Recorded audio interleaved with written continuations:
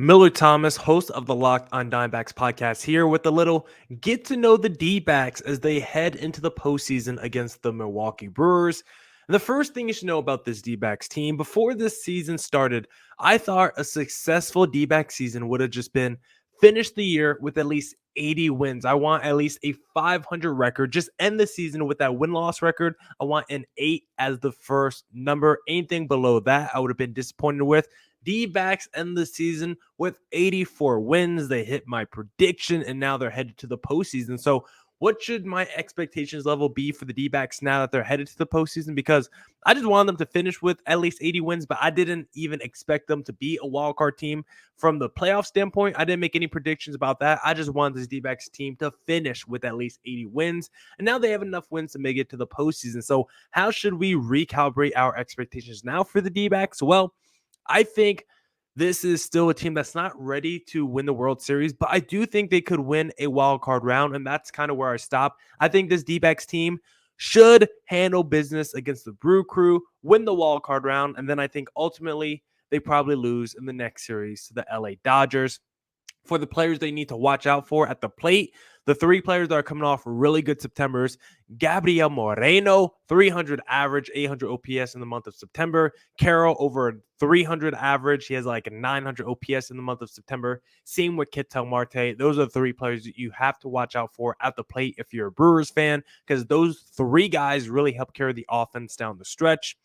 This team's starting rotation depth, as it currently stands, not the strongest in Major League Baseball, admittedly. The D-backs just DFA'd Zach Davies this past week, or sometime last week. They, of course, DFA'd Madison Bumgarner at the start of the year. They've lost Dre Jameson to a torn UCL. They've lost Tommy Henry. So when you look at this D-backs rotation now, it's Zach Gallen, it's Merrill Kelly, and then it's a pretty big drop-off after that. You're going to have Brandon Pfaadt as your rookie starting in game one of the wild card round, actually. And then after that, it's really anybody's guess of who the number 4 and number 5 starter is. Maybe it's a Ryan Nelson. Maybe just go with a bullpen game and start like a Bryce Jarvis or a Slade Coney. Like, D-backs have options after their 1, 2, 3, Gallen, Kelly, and Pfaadt. We just don't know what those options are exactly and who's actually filling out the rest of the D-backs rotation. So in terms of depth, the D-backs have dudes after Gallen, Kelly. I just don't know how trustworthy those guys are.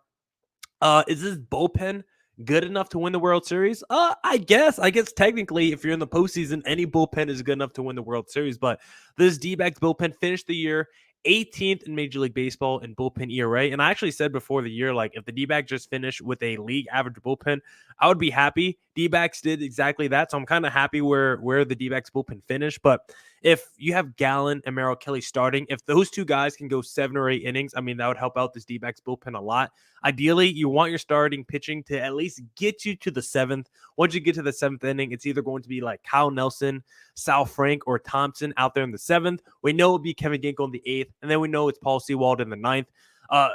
The bullpen is always going to be a toss-up. The 7th inning is going to be scary. But if your starters can give you 7 innings, I think you could really trust Kevin Ginkel and Paul Sewald in the 8th and 9th, respectively, to shut it down. But I do think the D-backs' greatest strength is controlling the bases from both sides of the plate. When I look at this D-backs team, they are great at creating havoc on the bases. When I look at this D-backs team in terms of speed, finished 2nd in the National League in stolen bases. They're great at the extra base taken. They're great at run scoring percentages. Like, in terms of offense and base stealing and moving runners, like, the D-backs are elite at everything. They're great at sacrifice hits too. So the D-backs are really good offensively at controlling the base pass. They're also doing it on the defensive side of the ball too, because Gabriel Moreno, excuse me, one of the best catchers behind the plate at throwing out opposing runners. Gabriel Moreno does not let anyone just get a free pass down to second, down to third base. So when you have the Carrolls, the Jake McCarthy's, the Jordan Lawlers, the Alec Thomases, all stealing a ton of bases, like, that's going to be great from your offense.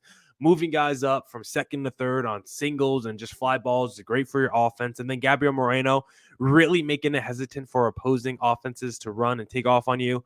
Really good defensively. So D-backs are great at controlling both sides of the base pass. What am I most worried about, though, for my team entering the postseason? I think it just has to be overall lack of experience, because there's not a lot of players on this roster that are battle tested once you get to the postseason. Like one of those guys could have been a massive Bumgarner, but of course he just wasn't that good of a player, so the D-backs had to let him go. But when you look at the best D-backs position players like the Morenos, the Walkers, the Martes, the Carrolls, the Alec Thomases of the world, the Zach Gallens, the Merrill Kellys, like none of these guys, like all these guys collectively, I think have like one or two like playoff series experience for like every major dude on this D-backs roster. Like I think the biggest issue is just the lack of experience. This D-backs team is just not battle tested. And look, I don't think the Brewers team is like the scariest team on paper, but this is a core when you look at that Brewers squad that have been there the last few years, right? This Brewers team is always a wild card or a division winner with the Corbin Burns, the Freddie Peraltas, the Christian Yelich's, the Willie Adamises. Like, yeah, they might not have won a World Series the past few years, but all those guys are super battle tested. All those guys have been to the playoffs multiple times. So I think lack of experience could come back to hurt this Diamondback squad. And then how far do I think this D-backs team will go in the postseason? Like I already said, I do think this D-backs team can beat this Brewers team because I think on paper, that Brewers offense isn't scary that much. You look at that lineup of after the Christian Yelich's of the world and like the William Contrerases, I don't think you're super terrified of that roster. Of course, the pitching staff is elite, best, I think, pitching ERA in the National League. But when I compare it to this D-backs team, like you got the Martes, you got the Carrolls, you got studs in the lineup. Like I think this D-backs lineup overall is pretty good in terms of depth. I think could go down to 6, 7, 8 and still look at quality major leaguers there. The rotation has some question marks after the Merrill, Kelly, and Zach Gallen. The bullpen has some question marks, but I think this D-backs team can win this wild card round, and then I think eventually will lose in the divisional round. So I'd say the D-backs win round one and then lose in the divisional round to the LA Dodgers.